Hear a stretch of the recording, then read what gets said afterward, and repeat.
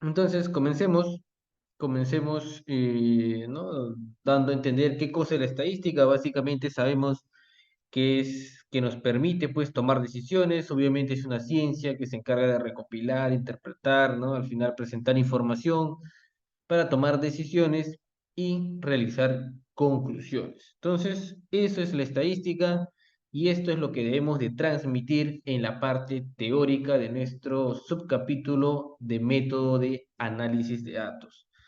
¿Qué más? Para poder desarrollar pues correctamente este apartado, debemos de conocer nuestras técnicas estadísticas. Debo conocer que yo voy a realizar un capítulo de resultados utilizando la estadística descriptiva y utilizando también la estadística inferencial. En ambos casos haré y presentaré información de diversa manera. Por ejemplo, para la estadística descriptiva, pues observaré, recogeré datos, organizaré, transformaré, simplificaré y describiré datos. ¿Correcto? Normalmente los vamos a presentar en tablas y en gráficos. Y la información que representemos va a ser pues de una muestra o va a ser de una población. Si tú puedes trabajar con toda la población, genial. Y si solo puedes trabajar con una muestra, también no hay ningún problema, siempre y cuando sea representativa. Y la estadística inferencial, por su parte, me va a permitir formular y al final comprobar las hipótesis que yo he planteado. Obviamente las hipótesis son a nivel poblacional, pero se analizan con una muestra nada más. Entonces, esos son los dos aspectos que debes tener presente. Es lo que vas a hacer cuando hagas tu capítulo de resultados. Entonces, lo mínimo que tienes que representar en el método de análisis de datos es la estadística descriptiva y la estadística inferencial. ¿Sabes qué? Voy a hacer estadística descriptiva, haré tablas, haré gráficos y ¿sabes qué? Haré estadística inferencial, haré la comprobación de mis hipótesis, como mínimo. Luego, lo que debemos de conocer, obviamente, es saber también con qué programa estadístico lo vas a trabajar. Sabemos pues que existen infinidad de software, tantos de paga como gratuitos. En nuestro caso, en el curso vamos a utilizar pues SPS, vamos a usar también más adelante Yamovi, vamos a utilizar también R. Pero hay otro software también, el PSPP, por ejemplo, que es gratuito, que también es muy similar al SPS que es de paga, ¿no? Yamovi también es gratuito. Entonces son herramientas que vamos a utilizar para el desarrollo de nuestro capítulo de resultados más adelante. Adicional, a estas alturas, también lo que debes de conocer es la escala de medida. ¿Cómo va a ser medida tu variable? ¿No? Ya sabes si va a ser nominal, va a ser ordinal, si va a ser de intervalo o va a ser de razón. ¿No? Incluso son cosas que hemos visto cuando vimos operacionalización de la variable, ¿no? Ahí vimos cuál era mi escala de medida. Entonces, la escala de medida es muy importante en el ámbito estadístico. Y ya lo hemos visto al momento de realizar, pues, la confiabilidad del instrumento. Pues, de acuerdo a la escala de medida, pues había ciertos estadísticos que hasta ayer incluso hemos repasado. Entonces, sabrás si es nominal, sabrás si es ordinal, sabrás si es de intervalo o sabrás si es de razón. Las nominales solo describen, solo clasifican información. Las ordinales, aparte de lo anterior, también categorizan perdón, jerarquizan, ¿no? Estas opciones, estas alternativas, le dan un orden ya de jerarquía de cuál es mayor o menor que otro. Eso es un ordinal. Luego tenemos lo de intervalo y tenemos lo de razón. Básicamente la diferencia es que el intervalo, el cero pues es relativo, ¿no? El cero no me indica la ausencia del valor y en razón obviamente el cero sí me va a indicar la ausencia de valor. Además, en intervalo, el rango en que se mueven los datos siempre va a ser el mismo y en la razón pueden ser diferentes, no hay ningún problema. Entonces, debo saber distinguir si eso me va a ayudar tanto para confiabilidad como para el caso de mi análisis de comprobación de hipótesis o mi análisis descriptivo también. Entonces, recordando un poquito, nosotros teníamos dos pasos fundamentales antes de realizar resultados. Entonces, esto es antes de que tú entres a tu capítulo de resultados. Incluso cuando hacemos nuestros trabajos de investigación, nuestras tesis, normalmente se dividen en dos etapas. Tenemos el plan de tesis y luego tenemos la tesis. Y para ambos hay una estructura. Tendremos de repente proyecto de tesis, que es todo lo que hemos visto hasta ahorita, que hasta la próxima clase, si no me equivoco, es lo que es el aspectos administrativos. Todo eso es el proyecto de tesis. Y luego vamos a pasar a la etapa recién de tesis. Pero en proyecto de tesis, tú ya tienes que tener tu instrumento elaborado, tu instrumento ya hecho, y si lo vas a coger de otro lado, también debes tenerlo listo, y además tener listo tu validez y tener listo tu confiabilidad. Ya eso sería al menos un requisito para terminar el proyecto de tesis. Sin embargo, en la práctica yo he visto muchos que no tienen ello, y si pasan el proyecto de tesis, no tienen esta opción. Y al final, cuando llegan al capítulo ya de tesis, ¿no? Capítulo resultados, pues el mayor esfuerzo que ponen es en validar el instrumento, en hacer la confiabilidad del instrumento, cuando no, el mayor esfuerzo debería estar en recoger datos nada más y analizar esos datos. Entonces debemos tener bien claro, proyecto y tesis, haz tu validez y haz tu confiabilidad, sí o sí, si no quieres perjudicarte más adelante en tu segunda etapa, que es la elaboración del informe final. Entonces, estos pasos ya los hemos visto, ya sabes cómo desarrollarlo, ya sabes incluso cómo redactarlo también, así que no van a tener ningún tipo de problemas. Luego viene el tema de saber cómo voy a recoger los datos. Tú ya tienes que orientarte, tienes que ya planificarte, tienes que ver a futuro cómo vas a hacer tu recolección de datos. E incluso tú ya has recogido datos en tu prueba piloto para hacer la confiabilidad. Ya sabes cómo es el proceso de recoger datos. Pero también ya debes orientarte a futuro cómo vas a recoger los datos de tus resultados finales, de toda tu muestra. Tendrás que ver si lo vas a hacer físico, lo vas a hacer digital. Tendrás que ver tu tamaño de muestra, si es el adecuado, si vas a poder alcanzar a todos o vas a tener que reducir en algún momento. Tendrás que ver cómo vas a hacer la digitación, porque si lo haces físico, la digitación se complica. Si lo haces digital, obviamente la digitación es automática, ¿no? Porque normalmente se usa Google Form. Entonces no vas a tener ningún tipo de problemas en esa parte. Entonces tú evalúas cómo lo vas a hacer, cómo vas a recoger datos, cómo vas a aplicar tu técnica de recolección de datos y cómo vas a levantar datos con ese instrumento que tú has decidido utilizar en tu etapa de proyecto y tesis.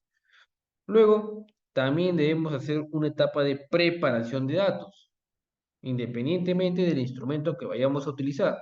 Vamos a recoger datos, vamos a tener que preparar esos datos para hacer un análisis estadístico. No es que ya encuesté y ya, no, tengo que digitarlo, tengo que prepararlo, tendré que hacer transformaciones, sumaré, haré baremos, no sé, pero hay muchas cosas que tengo que hacer antes de hacer el análisis de datos final. Para ello, tienes que tomar en cuenta variables, dimensiones, indicadores, tu tipo de variable, tu escala de medida, tus niveles y rangos, que se suponen ya lo has planteado en dónde, en tu matriz de operacionalización. Entonces, a estas alturas, nosotros ya tenemos todo esto, o al menos ya tenemos una noción de lo que significa, qué cosa debo tener a estas alturas, todo eso. Y eso me va a ayudar para mi capítulo de resultados y específicamente para mi método de análisis de datos, que es parte teórica. Adicional, debes saber también que cualquier estudio que tú hagas, ¿no? Con enfoque cuantitativo, vas a tener que hacer la estadística descriptiva. Esto es fundamental en cualquier tipo de estudio que tú hagas de enfoque cuantitativo. En algunos, obviamente utilizarás tablas de frecuencias, en otros utilizarás tablas cruzadas, utilizarás gráfico de barras, gráfico de pastel, utilizarás histogramas de curva normal, utilizarás diagrama de cajas y bigotes, diagrama de dispersión, diagrama de barras agrupadas, barras simples, entre otros gráficos que tú puedes utilizar. Adicional, vas a utilizar también de repente lo que es la media, la mediana, la moda, la simetría, la kurtosis, división estándar, varianza, el rango mínimo máximo, ¿no? Entonces son estadísticos que tú puedes utilizar, están disponibles. ¿De qué va a depender su uso? Obviamente de tu matriz de operacionalización de la variable. ¿En dónde? En la escala de medida que tú definas. Si es nominal, es intervalo, es razón, es ordinal.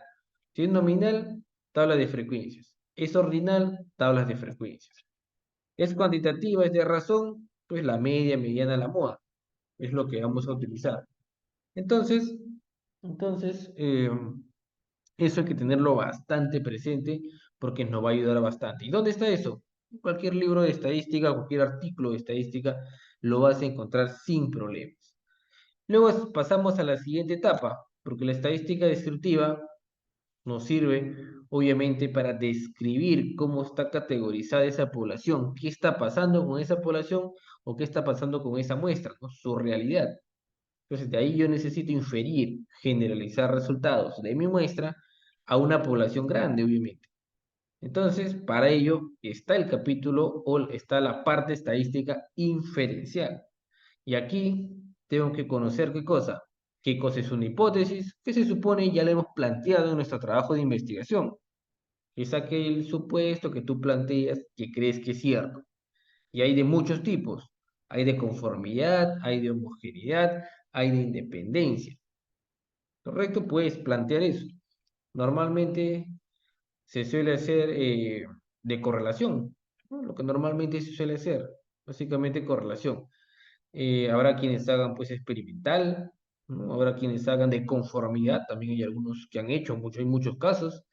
Habrá quienes hagan de repente algo un poquito más avanzado, digamos de regresión, ¿no? Para ver la influencia de una variable sobre la otra. También todo va a depender cómo lo plantees, pero debes tener claro esa hipótesis. ¿Qué más? Debes tener en cuenta que esa hipótesis que está planteado de investigación, cuando llegues al capítulo de resultados, la vas a desglosar en dos hipótesis estadísticas, la hipótesis nula y la hipótesis alternativa. Eso tienes que también tenerlo presente.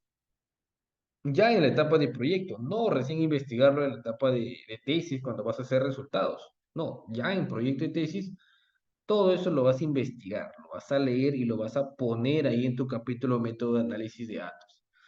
Sabrás también que existe una regla de decisión, que es la que te va a permitir rechazar o no rechazar la hipótesis de investigación. Eso también. Entonces, hay una regla de decisión. Hay que saber cómo interpretarla. Hay que saber qué valores tiene, qué valores ocupa.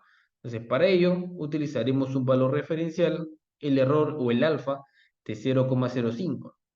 Valores inferiores me permiten rechazar hipótesis nula, valores superiores no me dejan rechazar la hipótesis nula.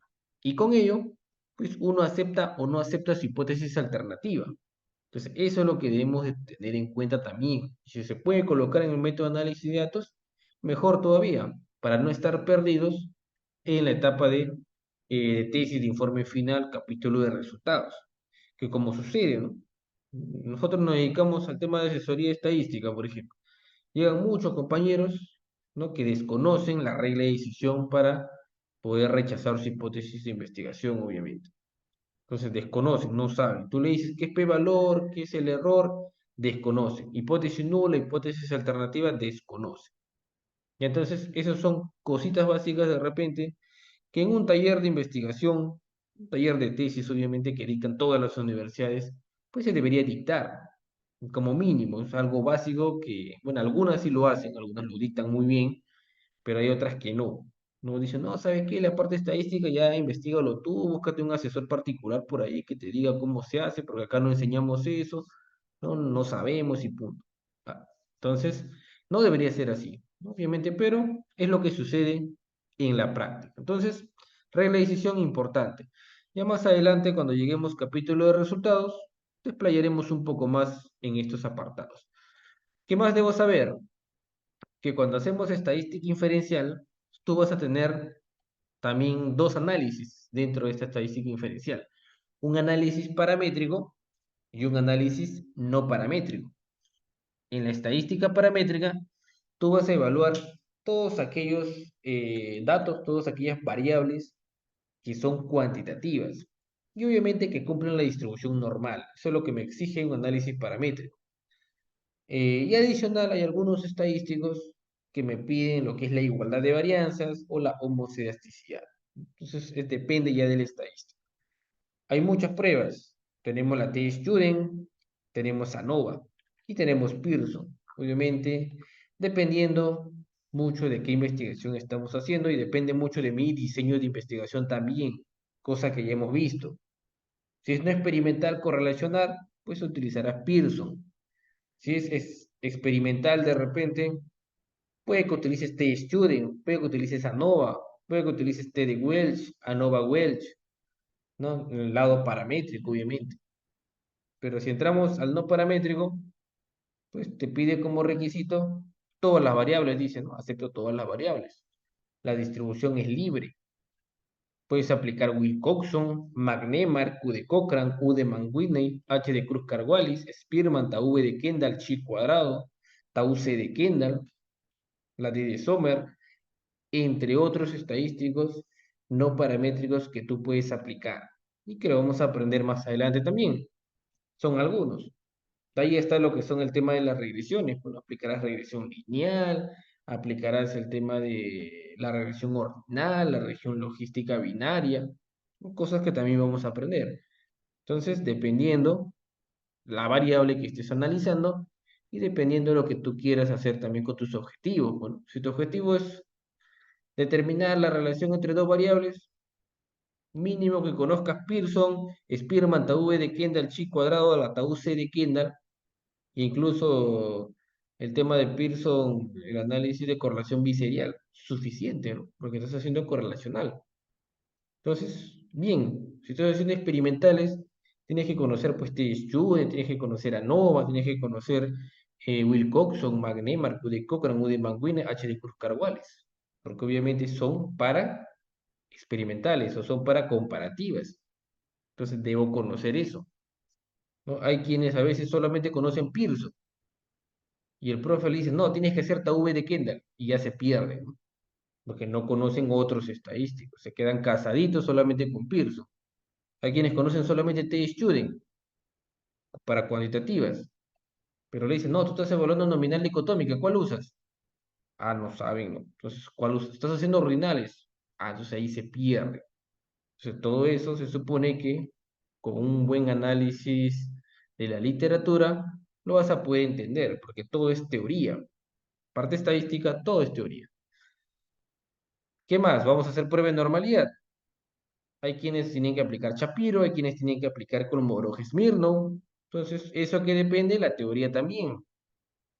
¿Para qué? Para probar normalidad, que es un requisito de las pruebas paramétricas.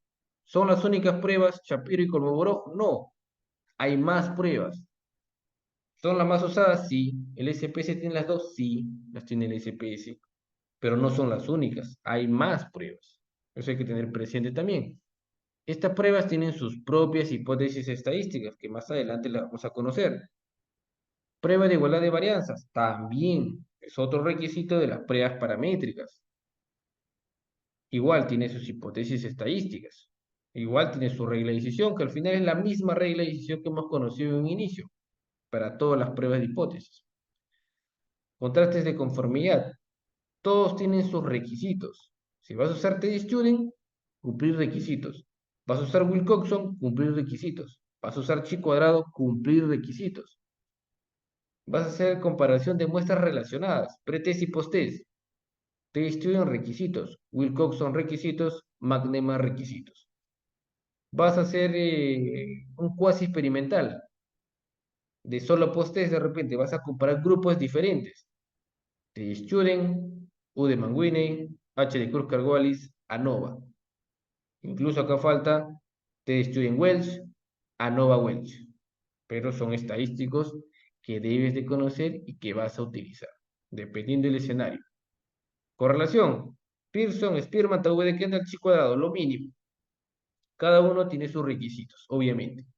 Cada uno tiene sus requisitos que hay que cumplir para utilizarlos. Incluso en la actualidad, chi cuadrado a veces se utiliza mal. Hay muchos trabajos que lo utilizan mal. ¿Por qué? Porque no cumplen todos sus requisitos.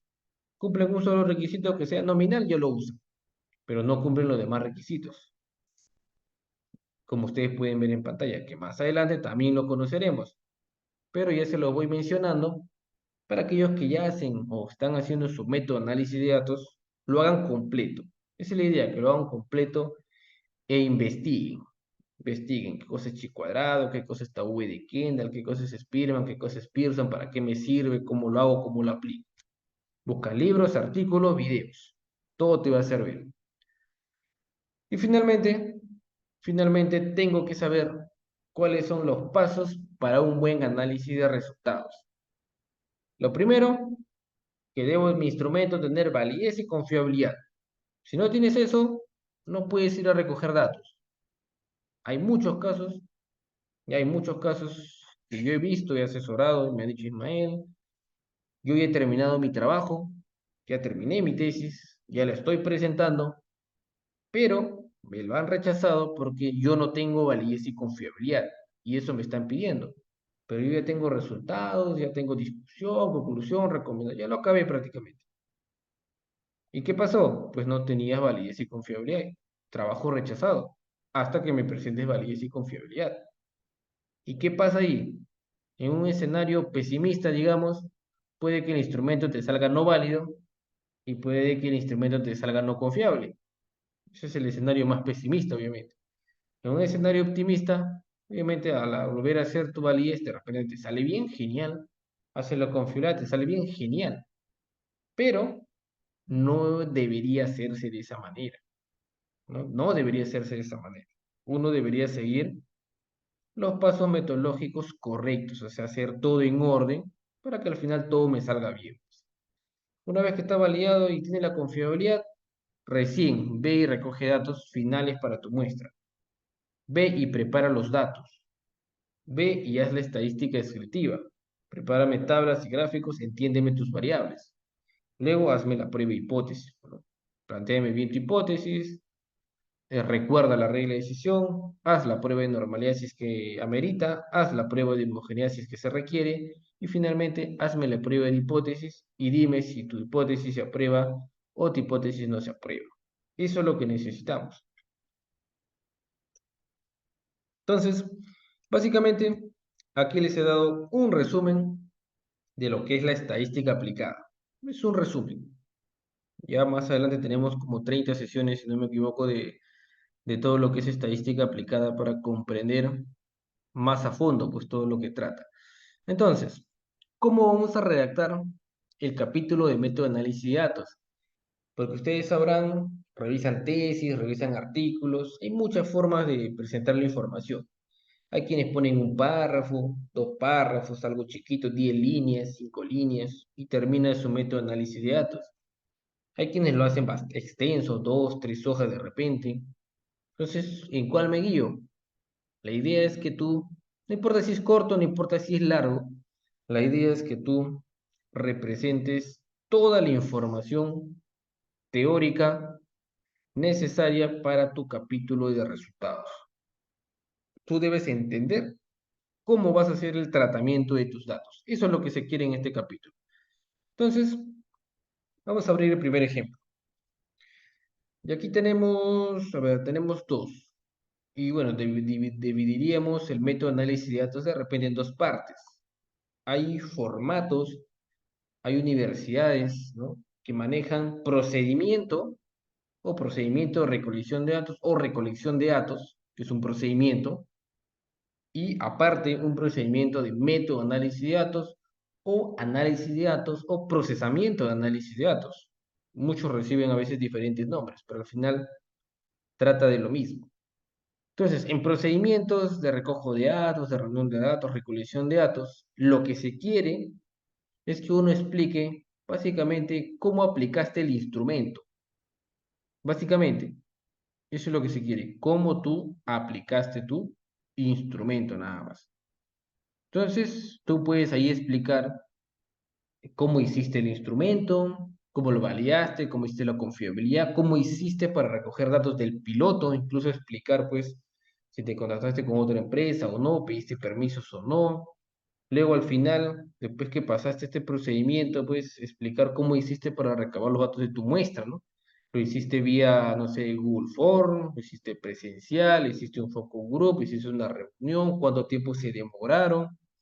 Todo eso tú lo vas a explicar, que incluso esto es una pregunta de sustentación. Fácil, yo te puedo preguntar, cómo viviste o cuéntame tu experiencia al momento de recabar la información de tu trabajo de investigación. Entonces tú me tienes que contar, pues, cómo has hecho para recoger datos, bueno, ¿qué has hecho para recoger datos? Bueno, y si tú no lo has hecho, obviamente no vas a saber explicar.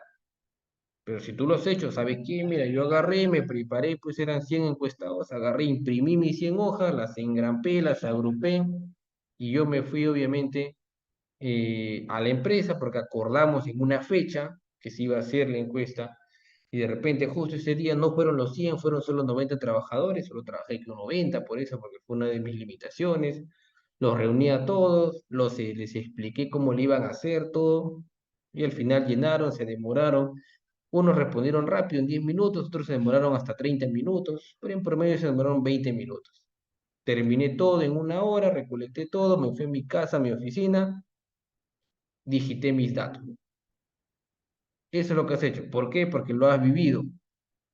Entonces, eso es lo que tú debes explicar. Y es una pregunta, como les digo, de sustentación y es válida esa pregunta.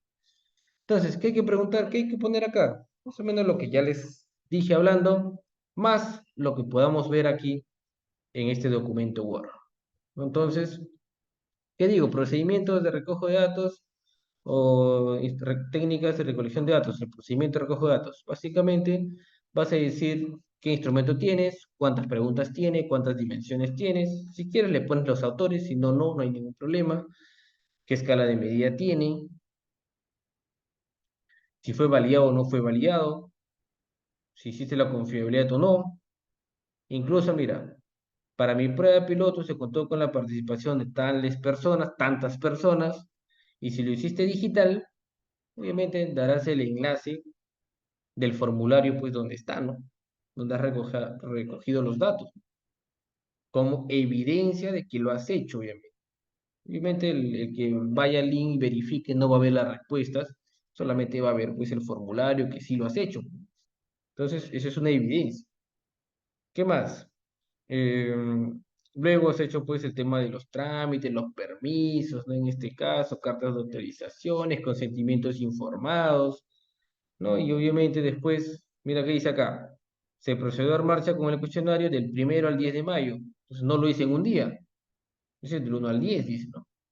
Y el instrumento se encuentra disponible porque lo hice digital, lo hice con Google Form. Entonces de repente yo mandé el correo y se demoraron en responder del 1 al 10 de mayo, ¿no? Entonces ahí está. Entonces cuento mi experiencia. Y si yo hice de repente una reunión virtual, ¿no? Los reuní a todos para que llenen la encuesta, también tienes que comentarlo acá. Eso es válido. Tienes que explicar qué has hecho. De esa manera, ¿no? Los que te escuchan, obviamente, exponer, van a saber, sí, mira, ¿sabes qué? Ismael hizo su trabajo porque hizo todos estos pasos y me está explicando muy bonito, bueno. Entonces, esa es la idea. Y eso solamente es procedimientos de recojo de datos. Eso es una cosa, más lo que les comenté al inicio, y otra cosa ya es cómo voy a procesar mis datos. Y eso son dos cosas muy diferentes si ustedes se dan cuenta, ¿no? Una cosa es recoger datos, otra cosa es procesar datos. Entonces, para procesar datos, lo que se suele hacer que es, así sea digital, o sea, si es digital, más fácil, porque los datos ya están codificados, ya no codificas. Si es físico, caballero nomás, vas a tener que digitar, ¿correcto? Y se puede prestar errores, pero tienes que digitar. Entonces, y yo de todas maneras siempre recomiendo trabajarlo en una herramienta Excel, ¿no? Todos los datos en Excel. Ahí, los tabulo en Excel, los coloco todos en Excel. Ahí hago las transformaciones que tenga que hacer, sumatorias, ¿no? Promedios, lo voy a hacer ahí. Y una vez que tengo ese documento, recién hago mi base de datos pues en el SPS, ¿no? E indicaré qué versión estoy trabajando, en nuestro caso la versión 27 que es la que trabajamos. Además explicarás qué cosa vas a hacer, porque en proyecto de tesis es futuro, ¿no? Entonces se realizará un análisis descriptivo y un análisis inferencial. ¿Por qué? Porque ya conoces que la estadística descriptiva tiene dos técnicas, ¿no? Descriptivo y inferencial. Eso voy a hacer. Descriptivo, con tablas de frecuencia, gráfico de barras. Listo, para conocer qué opinaban las personas. Porque tú ya sabes que es ordinal, pues. Entonces, eso es lo que vas a hacer. Si fueran cuantitativas, no, ¿sabes qué? Yo hice la media, la moda, la mediana, ¿no? Muy diferente. ¿Qué más? Mientras que en la parte inferencial, pues, ¿qué se va a hacer? Probar hipótesis para generalizar a toda la población. Listo. Eso son lo que tú vas a explicar con tus palabras. Para que de repente tenga peso lo que tú estás diciendo, aconsejamos que tú coloques citas. Cita a los autores. Un autor que te diga qué cosa es la estadística descriptiva, qué cosa es la estadística inferencial, o incluso qué cosa es un proceso de análisis de datos, o un proceso estadístico, ¿no? Lo citas y te va a quedar bonito tu informe. Básicamente para que tengas sustento, nada más, ¿no? Sustento teórico. Luego, qué cosa es la estadística descriptiva, y si tú te das cuenta, los autores ya te van a decir, bueno, ¿sabes qué? Si es que es obviamente, no sé, pues variables cuantitativas, harás tal cosa. Si es variable, no sé, pues ordinal, harás tal cosa. Como en este caso, por ejemplo, me dice, dice, debe realizarse antes de cualquier análisis inferencial. ¿Qué cosa? La estadística descriptiva. ¿Qué más me dice? Esta técnica incluye a las escalas de medida nominal, ordinal, intervalo y razón, que es lo que básicamente hemos estado conversando, ¿no? Y también las mediciones de frecuencia, tendencia central, dispersión y posición, que es también lo que vas a hacer. Eso te lo explica quién, el autor, pues. Eso te lo está explicando. Entonces me dice toda esta parte de acá. Antes de proceder con la estadística inferencial, primero hay que describirlos, usar la estadística descriptiva, generar, dice acá, el comportamiento de los datos, revisar frecuencias, mínimos y máximos, si están en el rango adecuado, me dice. Entonces, todo eso me dice la estadística descriptiva. Y acá tengo dos autores que me sustentan lo que yo voy a hacer. Y si tienes otros autores que te digan, ¿sabes qué? Mira, cuando la variable es nominal, solamente haz tabla de frecuencia, solamente haz gráfico de barras, mejor todavía. Y le pones ahí para complementar. Esto es grande, ¿no? Tú puedes resumirlo. Luego hablas de la estadística inferencial. ¿Qué cosa es en primer lugar? Acá lo tenemos, ¿qué cosa es? Este es el autor. ¿Qué más me dice?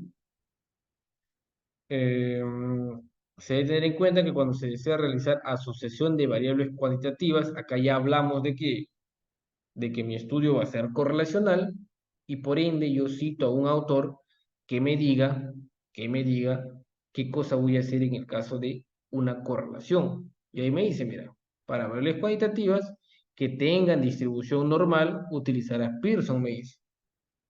Ahí está, para estudios de correlación. Y el autor te lo dice. Entonces, tu profe te puede decir, pero ¿por qué has elegido Pearson, no? Si puedes utilizar Spearman o puedes utilizar Taube de Kendall.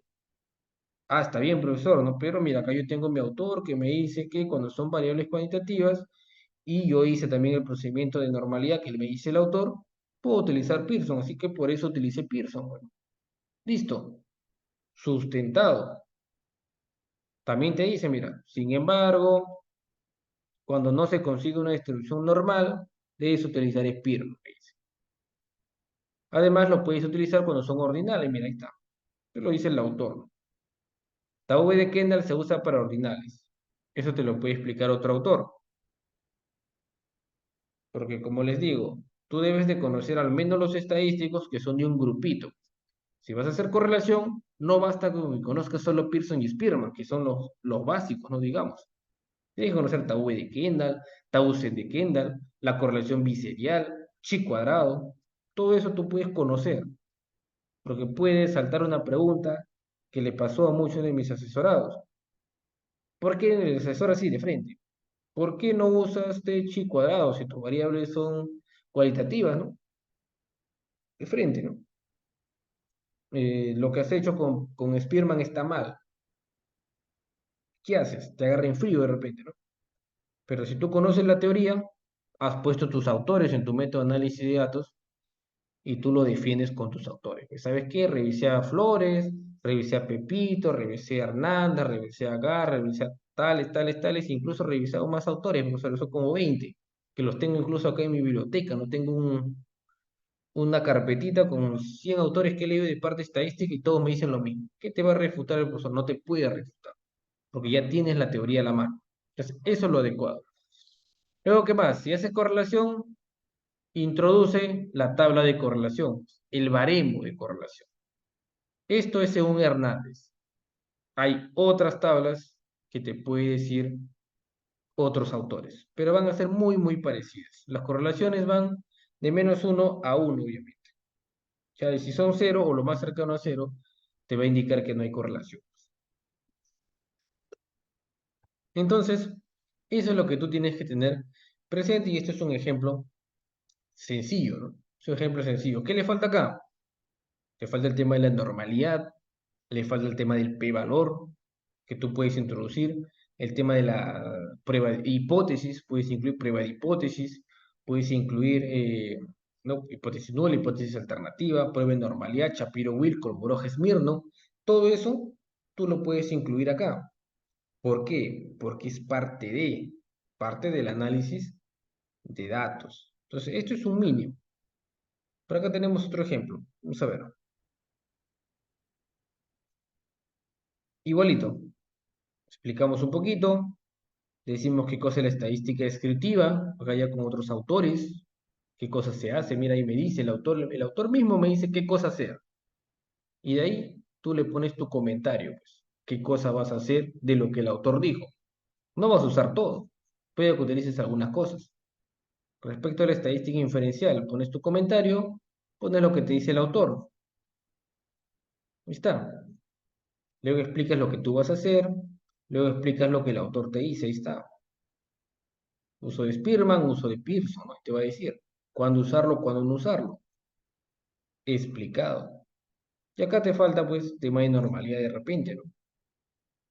¿Qué más? Acá seguimos hablando de lo que es trabajar con variables ordinales, trabajar lo que es la correlación de las variables, y seguimos acá con la tabla seguimos con Hernández, ¿no? Esto me lo da Hernández, pues.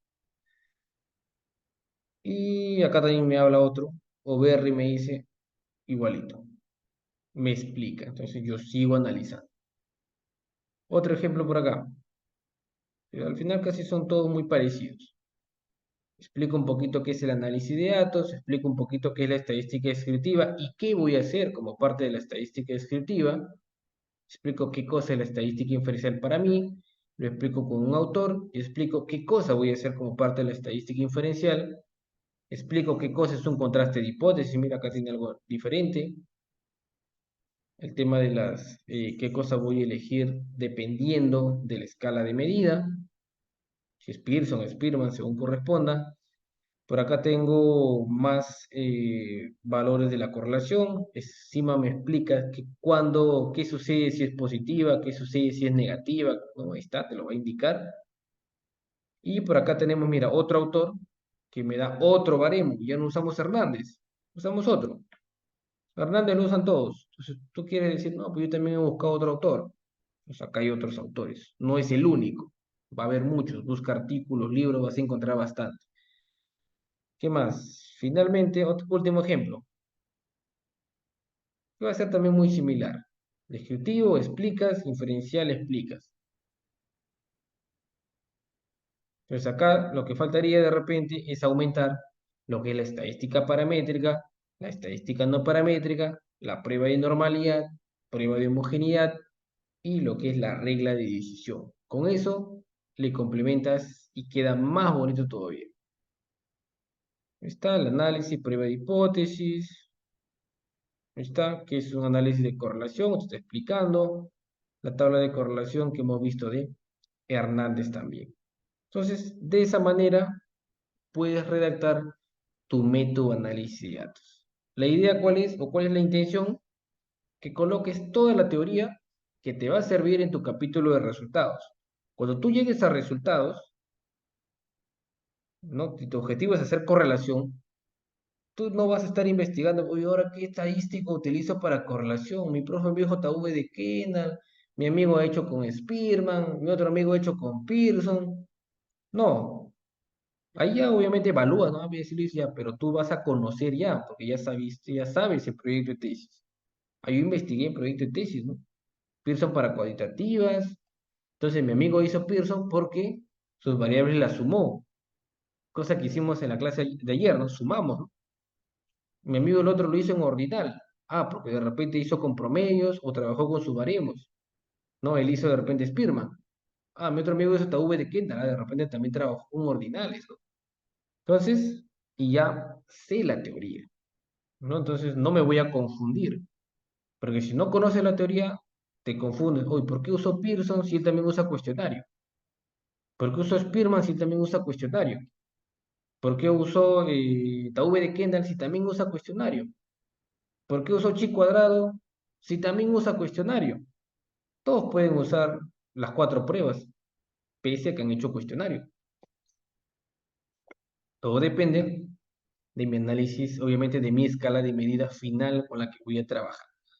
Entonces, son aspectos importantes. Bien, bien estimados, eso sí, parte teórica, un poquito de la práctica que ya hemos visto. No sé si habrá alguna consulta al respecto. ¿Alguien tiene alguna consulta?